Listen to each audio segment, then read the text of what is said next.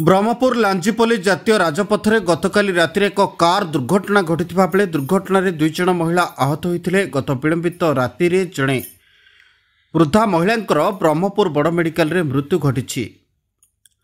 गतकाली राति एभली एक दुर्घटना घटिथिबा बेले आहत महिला को 108 आंबुलांस जोगे ब्रह्मपुर बड़ मेडिकल को निया।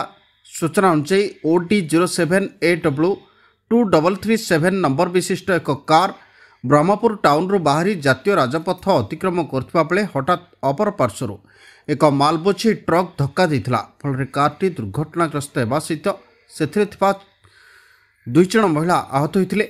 दुर्घटना पर सेठारे उत्तेजना देखिबाकु मिलिथिला। जातीय राजपथर उभय पार्श्वर बहु संख्यार जानवाहन अटकी रहिथिला। खबर पाई बैद्यनाथपुर थाना पुलिस कर्मचारी माने पहुंची उत्त्यक्त लोकंकु बुझासुझा कराइथिले।